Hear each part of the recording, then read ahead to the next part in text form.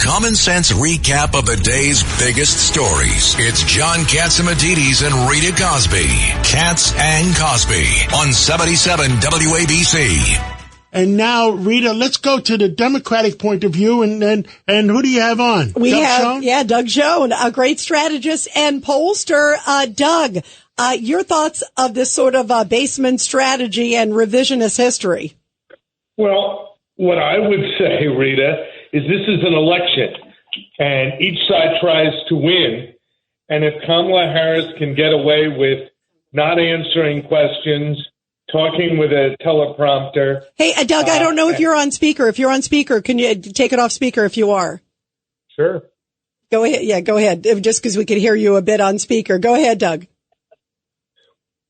Yeah, just 1 second. Okay, there we go. As Doug is getting it off speaker, we can hear a bit of an echo there, Doug. We want to make sure we hear your great important message as you're talking about it. Let us know when you're ready, Doug. Are you ready? If you can win an election... Oh, you're much better. Go ahead. Good. If you can win an election by not debating, by talking on a teleprompter, never talking to the press, no press conferences, and you're not called out, why should you? Meaning, this is a competitive process. And for Donald Trump, until he can do what Congressman Esposito was just saying, and John Catsimatidis was just saying, which is talk about the concerns of people at their dinner table, the issues, the border, the inflation problem, crime and justice. You talk about those issues, she has to answer. But if she doesn't have to answer, if it's extraneous issues like what's her race and is she a chameleon, you know what? Donald Trump will not be as successful as he needs to be if he cannot focus on the issues. So until she's forced to confront the challenges, Rita, you point to, she's not going to do it. I agree.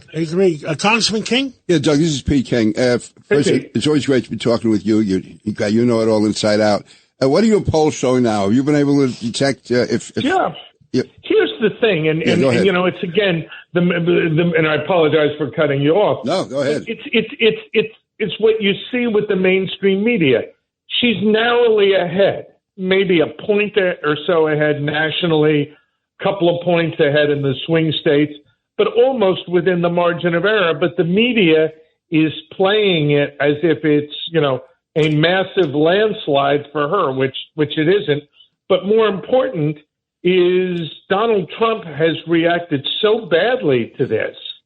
There hasn't been a strategic reassessment and a plan done. It's clear. And, you know, the old adage, we've met the enemy and he is us.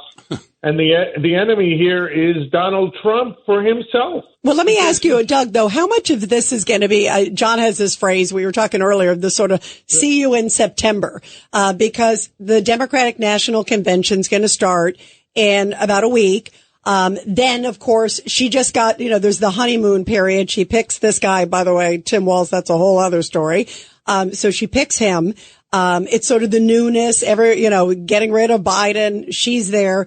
Do you think things will shake out and we'll see different polls in September? I think we will see her getting a bump, 2-3 points out of the convention. I think Democratic luminaries, ex-presidents will all speak. Yep, just like he got with the RNC. Right. I think you'll have the same reaction. But then I think the campaign will begin anew right after Labor Day, and it's a real question, can Trump, both in debates and in the campaign, run on an effective message for him and the Republicans? Because it's clear on the issues, people prefer Trump and prefer the Republicans. It's just a question of getting back to those issues and forcing her to account for Biden-Harris policies that people don't like and feel have hurt their quality of life and their economic position. Oh, I agree. And like I said, July was for the Republicans because they had their convention. They're up 5 points. And in August, Democrats have their convention. They'll be up 5 points. But how does the song go? See you in September? In September, I think people finally concentrate on what the heck is going on. And And I think the real polls is going to be September. Yeah, I agree. I would tell you, to answer a question you haven't asked, what do I expect the result in the election to be? Just as close as 2016 and 2020 were.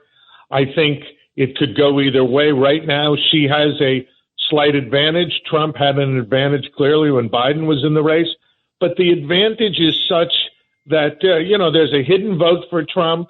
He always exceeds in vote count his final poll numbers.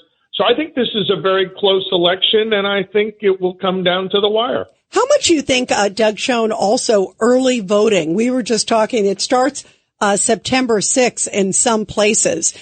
Getting out the vote. I call it sort of the Fetterman syndrome, because remember, Fetterman was so far ahead before even Oz debated him, John Fetterman, in that Pennsylvania race. How important is it for the Republicans, if the rules are early voting, to take advantage of what the rules are?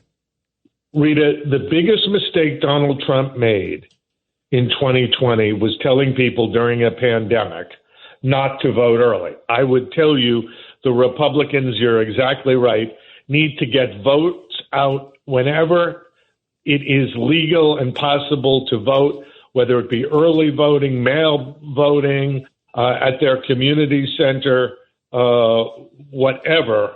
And I can only tell you that is a high priority. And hopefully President Trump, for the Republicans, will underscore this in a way he did not in 2020. Well, Doug, let's, I'm going to talk to you before September. Otherwise, I'll play the song "See You in September." Well, I always appreciate Rita and John when you have me on, and it's a special pleasure to talk to Congressman King. But this show is the voice of reason and rationality, and it's a great honor to be part of it when you'll have me on. Thank you, Doug. So much. Thank you. Thanks, Doug.